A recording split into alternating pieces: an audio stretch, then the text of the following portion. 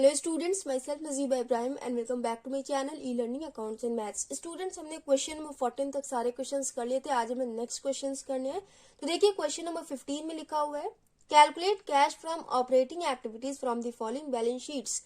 Balance sheet given है, यहाँ से हमें ऑपरेटिंग एक्टिविटी से कैश फ्लो कैलकुलेट करना है। ओके, नोट्स में देखिए लिखा हुआ है लॉन्ग टर्म बोरोइंग्स, इसमें आ जाएगा 8% डिबेंचर्स। लास्ट ईयर वैल्यू था 2 lakh, current year value increase होगी 2,50,000 हो गई। मतलब कंपनी ने 50,000 का और डिबेंचर इश्यू किया होगा, तभी वैल्यू इंक्रीज हुई है ना। नेक्स्ट पॉइंट देखेंगे, other current liabilities outstanding expenses. Last year value था 3,000, करंट ईयर वैल्यू 0 हो गई, मतलब कंपनी ने पेमेंट किया होगा।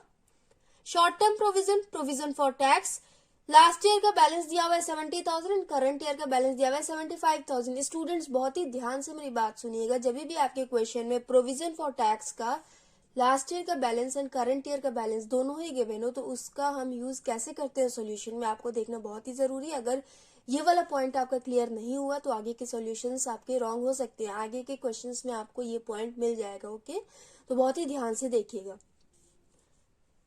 प्रोविजन फॉर टैक्स की एंट्री अगर आप रॉन्ग करोगे तो भी आंसर करेक्ट आ जाएगा, इसीलिए कंफ्यूजन हो जाता है। इसमें आपको पॉइंट क्लियर करना पड़ेगा कि प्रोविजन फॉर टैक्स की एंट्री कैसे करनी है। Okay, point fourth, other current assets prepaid expense. Last year value था 23,000, करंट ईयर वैल्यू डिक्रीज होगी 15,000 हो गई। ओके, चलिए स्टार्ट करते हैं। ऑपरेटिंग एक्टिविटी में सबसे पहले नेट प्रॉफिट बिफोर टैक्स की एंट्री होती है ना, तो उसकी एंट्री करेंगे पहले हम। नेट प्रॉफिट बिफोर टैक्स, अब इसे सॉल्व करते हैं। सो स्टूडेंट्स, जब भी आपके क्वेश्चन में बैलेंस शीट गिवन हो एंड बैलेंस शीट से आपको net profit before tax calculate करने के लिए मिले, तो आपको प्रॉफिट एंड लॉस का बैलेंस कहाँ मिलेगा, तो ध्यान से सुनिएगा। आपको प्रॉफिट एंड लॉस का बैलेंस रिजर्व एंड सरप्लस में मिलेगा। समटाइम गिवन होता है ब्रैकेट में या फिर नोट्स में लिखा होता है प्रॉफिट एंड लॉस का बैलेंस। अगर ना लिखा हो तो आप लोग समझना कि रिजर्व एंड सरप्लस में ही रिजर्व बैलेंस भी and profit and loss balance भी दोनों ही इंक्लूड है। ओके, तो लास्ट ईयर के वैल्यू देखिए 1,20,000 गिवन है एंड करंट ईयर का 2 लाख। तो current year minus previous year करते हैं ना, तो देखिए वर्किंग नोट में हम net profit before tax calculate करेंगे।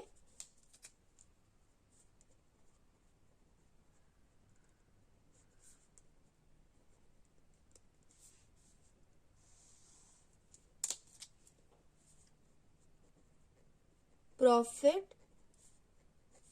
And loss balance, current year value कितना है 2 lakh minus last year value कितना है 1,20,000।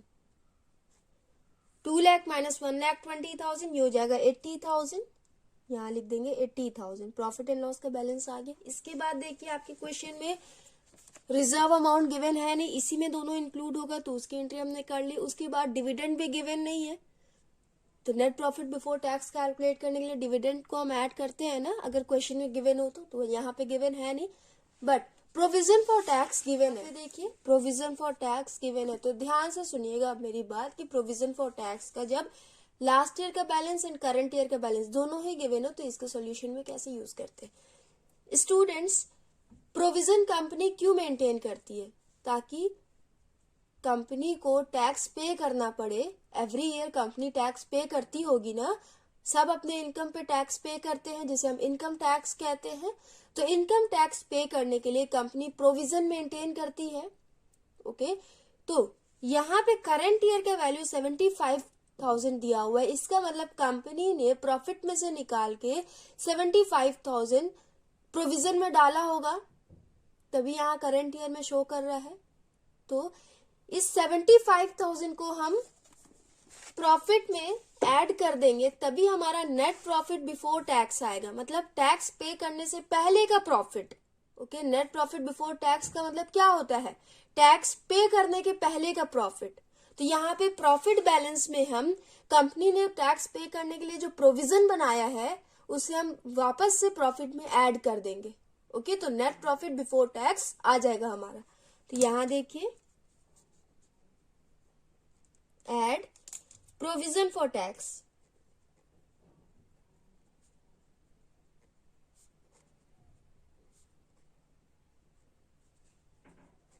यहाँ करंट ईयर में लिख रही हूँ, करंट ईयर के बैलेंस को ही हम ऐड करते हैं। ओके, करंट ईयर में दिया हुआ है 75,000, तो यहाँ लिखेंगे 75,000, दोनों को ऐड करिए, ये हो जाएगा 1,55,000। सो स्टूडेंट्स, ये वाला पॉइंट आपका क्लियर हुआ, समझ में आया आपको। अब देखिए प्रोविजन फॉर टैक्स में जो प्रीवियस ईयर का बैलेंस गिवन है 70,000, इसका यूज हम कैसे करेंगे, तो बहुत ही ध्यान से सुनिएगा स्टूडेंट्स। अभी मैंने आपको बताया ना कंपनी प्रोविजन फॉर टैक्स क्यों मेंटेन करती है। कंपनी को एवरी ईयर अपने इनकम पे टैक्स पे करना होता होगा ना, सब लोग इनकम टैक्स पे करते हैं, कंपनी भी पे करती होगी, तो वही इनकम टैक्स पे करने के लिए कंपनी प्रोविजन मेंटेन करती है। तो कंपनी ने करंट ईयर में जो भी प्रोविजन मेंटेन किया है 75,000, इसका पेमेंट कंपनी नेक्स्ट ईयर इस पैसे से company next year income tax पे करेगी। ओके, एंड लास्ट ईयर में कंपनी ने जो भी प्रोविजन मेंटेन किया है 70,000, लास्ट ईयर में कंपनी ने ये प्रोविजन बनाया था ना, तो इसका पेमेंट कंपनी करंट ईयर करेगी। करंट ईयर का इनकम टैक्स इसी पैसे से कंपनी पे करेगी। ओके, तो जब मैंने आपको ऑपरेटिंग प्रॉफिट का पूरा फॉर्मेट एक्सप्लेन किया था, उसमें net cash from operating activity calculate करने के बाद उसमें से मैंने इनकम टैक्स पेड को माइनस किया था ना, तो बस ये 70,000 भी वही यूज होगा। Okay, company provision for tax income tax पे करने के लिए क्रिएट करती है, तो करंट ईयर में कंपनी ने प्रॉफिट में से जो भी अमाउंट निकाल के प्रोविजन में डाला होगा उसको हम वापस से प्रॉफिट में ऐड कर देंगे, तो आपका नेट प्रॉफिट बिफोर टैक्स आ जाएगा, टैक्स पे करने से पहले का प्रॉफिट। ओके, ये वाला तो क्लियर हो गया। एंड लास्ट ईयर कंपनी ने जो भी प्रोविजन क्रिएट किया होगा इसी पैसे से company current year income tax पे करेगी। ओके, तो ये इनकम टैक्स पेड में हम 70,000 को लेस करेंगे। ओके, लास्ट ईयर कंपनी ने जो भी प्रोविजन बनाया होगा उसी से कंपनी करंट ईयर का इनकम टैक्स पे करेगी। ध्यान से सुनिएगा मेरी बात। ओके, आई होप आप लोग को समझ में आया हो ये वाला पॉइंट। तो चलिए यहाँ पे हमने net profit before tax calculate कर लिया है, अब इसको हम यहां लिख देंगे 1,55,000, ये हो गया। इसके बाद नॉन ऑपरेटिंग आइटम्स का हम एडजस्टमेंट करते हैं ना, तो यहां लिखेंगे एडजस्टमेंट ऑफ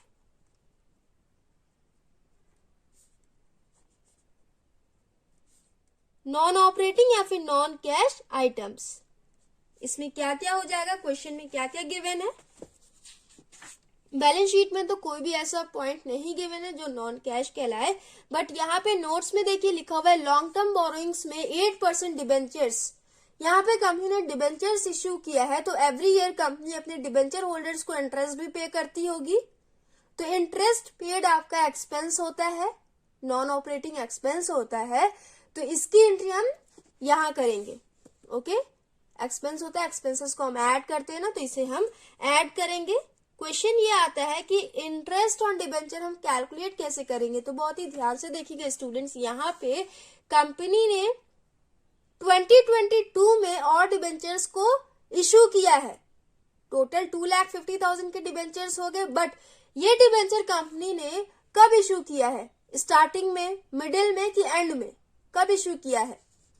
तो देखिए पीछे आपके नोट्स में क्या लिखा हुआ है, it has been assumed that new debentures have been issued on 31st March 2022 as such interest on debentures has been calculated on 2 lakh। इसका क्या मतलब है, देखिए यहाँ पे शो कर रहा है लास्ट ईयर कंपनी के पास 2 लाख डिबेंचर्स थे, करंट ईयर वैल्यू इंक्रीज होके 2,50,000 हो गई। तो ये जो वैल्यू इंक्रीज हुई है, कंपनी ने और डिबेंचर्स जो इशू किए हैं वो कब इशू किए हैं, 2021 में कंपनी के पास 2 लाख डिबेंचर्स थे। ओके, पूरे साल कंपनी के पास 2 लाख डिबेंचर्स थे। जब एंड हो गया 31 मार्च को 2022 को कंपनी ने 50,000 का और डिबेंचर इशू किया है, तो टोटल डिबेंचर का वैल्यू 2,50,000 हो गया। बट कंपनी ने ईयर के एंड में इशू किया है, तो पूरे साल कंपनी के पास कितना डिबेंचर था, 2 लाख। तो कंपनी कितने डिबेंचर्स पे इंटरेस्ट पे करेगी, सिर्फ 2 लाख पे। कंपनी ने ये जो और 50,000 का डिबेंचर इशू किया है, इसका पेमेंट कंपनी नेक्स्ट ईयर करेगी।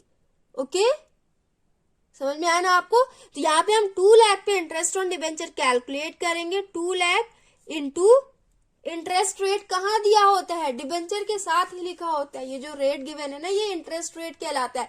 तो 8% के हिसाब से हम कैलकुलेट करेंगे, ये हो जाएगा 16,000। समझ में आया आपको। इंटरेस्ट ऑन डिबेंचर हमने कैलकुलेट कर लिया। यहां लिखेंगे इंटरेस्ट पेड 16,000। बस आपके क्वेश्चन में एक ही नॉन कैश आइटम गिवन है, तो इसे हम टोटल कर लेंगे। 1,55,000 प्लस 16,000, ये हो जाएगा 1,71,000। ये क्या आ गया आपका, ये आ गया ऑपरेटिंग प्रॉफिट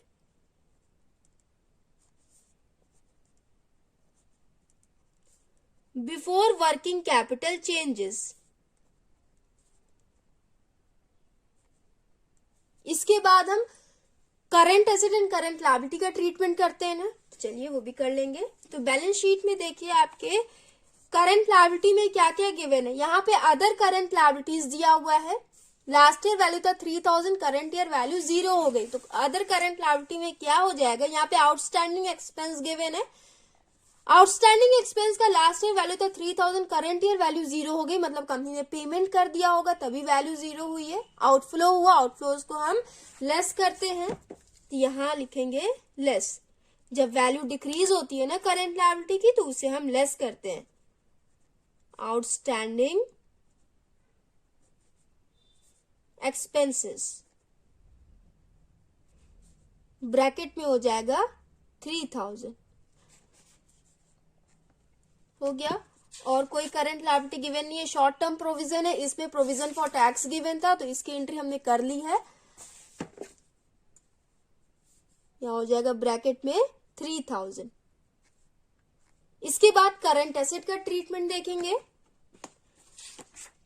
तो देखिए करंट एसेट में सबसे पहले लिखा हुआ है इन्वेंट्री। लास्ट ईयर वैल्यू था 2 lakh, current year value increase होके 2,40,000 हो गई। 40,000 से वैल्यू इंक्रीज हुई है, तो जब भी वैल्यू इंक्रीज होती है करंट एसेट की, तो उसे हम लेस करते हैं। यहां लिखेंगे less inventories.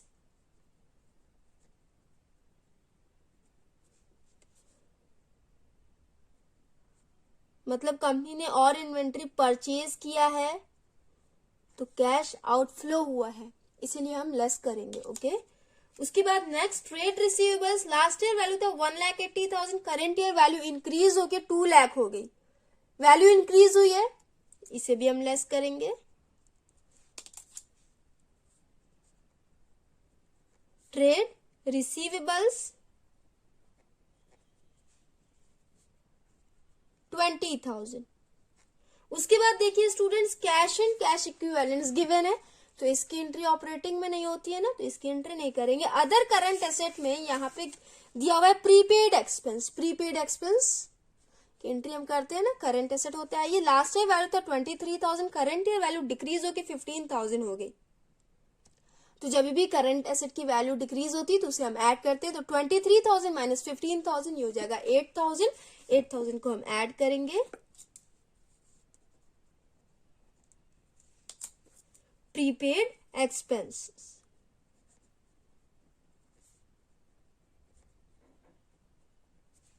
8,000 minus 40,000 minus 20,000 minus 60,000 plus 8,000, ये हो जाएगा minus 52,000। Current asset and current liability दोनों का ही हमने ट्रीटमेंट कर लिया। आप टोटल कर लेंगे 1,71,000 माइनस 3,000 माइनस 52,000। इसे सॉल्व करिए स्टूडेंट्स, ये हो जाएगा 1,16,000। ये हो गया। ये क्या आ गया आपका, net cash from operating activities.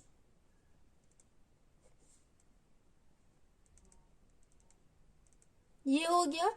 इसके बाद इसमें से हम इनकम टैक्स को लेस करते हैं ना, इनकम टैक्स पेड को। अगर आपके क्वेश्चन में इनकम टैक्स पेड गिवन हो तो उसे हम लेस करते हैं। तो ये डायरेक्ट आपके क्वेश्चन में यहाँ पे गिवन नहीं है, इनडायरेक्टली यहाँ पे प्रोविजन फॉर टैक्स में लास्ट ईयर का भी वैल्यू गिवन था, तो उसका मतलब यही है कि कंपनी ने लास्ट ईयर ये क्रिएट करके रखा है, तो करंट ईयर में कंपनी इनकम टैक्स पे करेगी इसी पैसे से। ओके, तो 70,000 को हम माइनस करेंगे। इनकम टैक्स पेड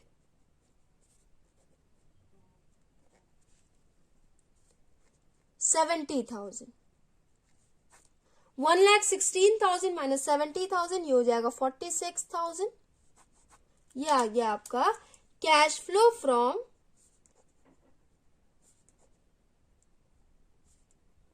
ऑपरेटिंग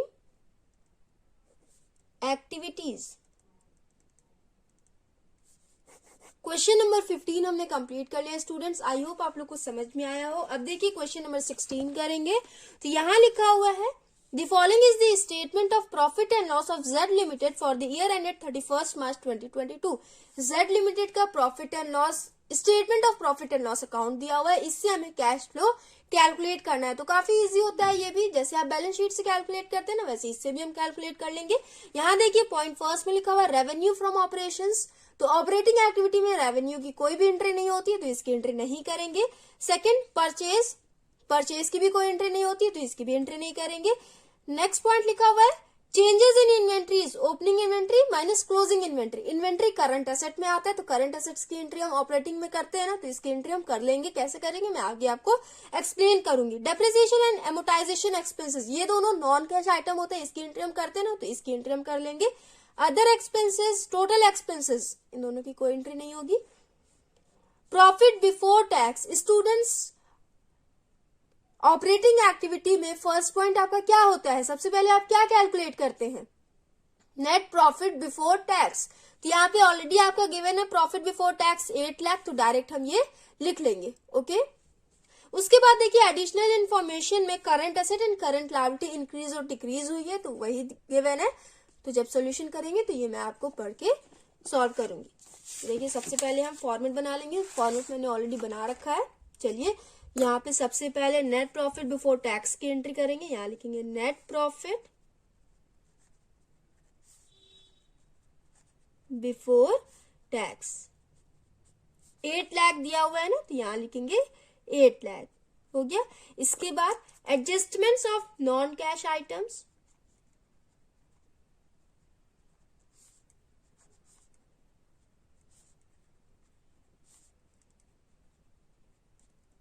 इसमें क्या आ जाएगा, तो यहाँ ऑलरेडी आपके गिवन है डेप्रिसिएशन एंड एमोटाइजेशन एक्सपेंसेस 80,000, दोनों एक्सपेंस है। एक्सपेंसेस को हम ऐड करते हैं, तो इसे हम ऐड कर लेंगे।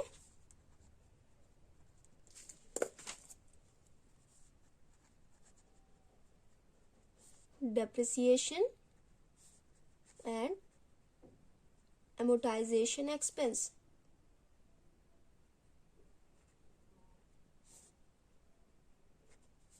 80,000, बस एक ही गिवन है, तो यहाँ लिखेंगे 80,000, 8 लाख प्लस 80,000, ये हो जाएगा 8 लाख 80,000। ये क्या आ गया आपका operating profit before working capital changes, profit before working capital changes. इसके बाद current asset and current liability का ट्रीटमेंट करेंगे। तो देखिए क्वेश्चन में statement of profit and loss में देखिए opening inventory and closing inventory ये गिवन है, एंड यहाँ पे माइनस किया गया है, तो माइनस 1 लाख आया है। तो करंट एसेट को हम माइनस कब करते हैं, जब करंट एसेट की वैल्यू इंक्रीज होती है तो हम माइनस करते हैं ना। तो यहाँ देखेंगे कि वैल्यू इंक्रीज कैसे हुई है, इसे मैं आपको एक्सप्लेन करती हूँ। ओपनिंग इन्वेंट्री लिखा हुआ है 8 लाख एंड क्लोजिंग इन्वेंट्री लिखा हुआ है 9 लाख। ओपनिंग इन्वेंट्री का मतलब होता है लास्ट ईयर का balance. Okay, opening inventory and closing inventory ये दोनों गिवन है ना। तो यहाँ पे लिखा हुआ है कि 31 मार्च को 2022, तो यहाँ पे डेट गिवन है 31 मार्च 2022, मतलब करंट ईयर आपका 2022 है and opening in previous year आपका 2021 है। ओके, तो क्वेश्चन में आपकी ओपनिंग इन्वेंट्री में कितना दिया हुआ है 8 लाख एंड क्लोजिंग इन्वेंट्री में 9 लाख। यहाँ 8 लाख हो जाएगा एंड यहाँ हो जाएगा 9 लाख। तो क्या समझ में आ रहा है, प्रीवियस ईयर वैल्यू था 8 lakh, current year value increase होकर 9 लाख हो गई। 1 लाख से वैल्यू इंक्रीज हुई है, जब भी इंक्रीज होती है तो उसे हम लेस करते हैं ना, तो यहां लिखेंगे लेस इन्वेंट्रीज।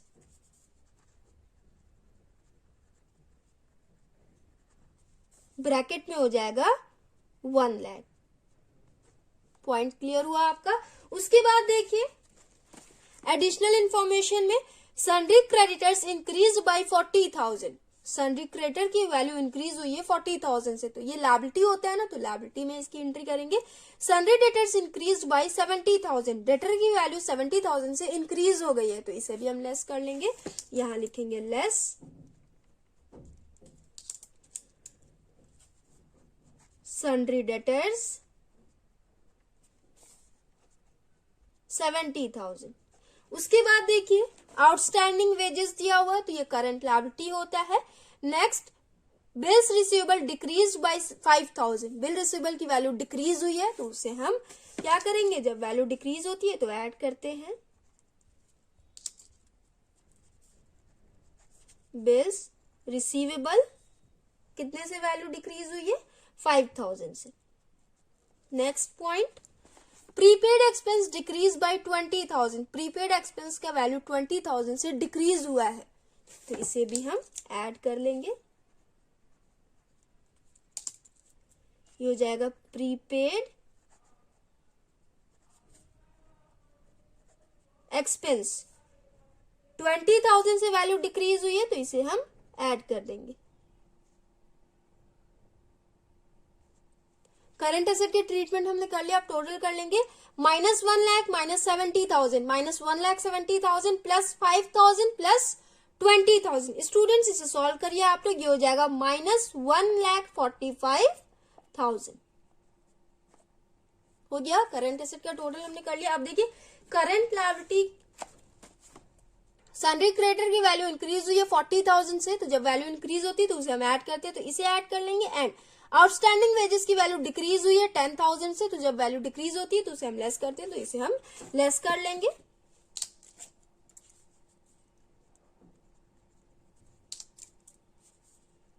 सन्ड्री क्रेडिटर्स की वैल्यू इंक्रीज हुई है 40,000 से, मतलब कंपनी ने कोई पेमेंट किया नहीं है, आउटफ्लो हुआ नहीं है, तो 40,000 से वैल्यू इंक्रीज हो गई। और ये आउटस्टैंडिंग वेजेस की वैल्यू डिक्रीज हुई है, मतलब कंपनी ने पेमेंट कर दिया है, तो आउटफ्लो हुआ, आउटफ्लोज को हम लेस करते हैं। आउटस्टैंडिंग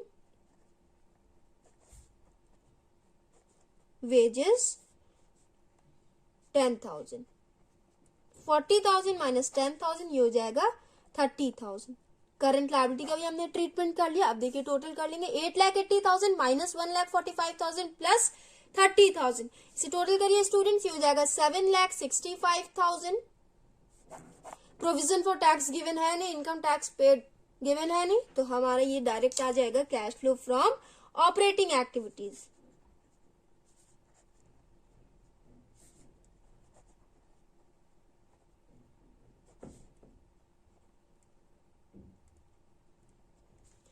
सो स्टूडेंट्स हमने क्वेश्चन नंबर 16 भी कंप्लीट कर लिया। आई होप आपको क्वेश्चन नंबर 15 एंड 16 दोनों ही समझ में आया हो। So students if you like video then please like and comment and do subscribe my channel. Thanks for watching.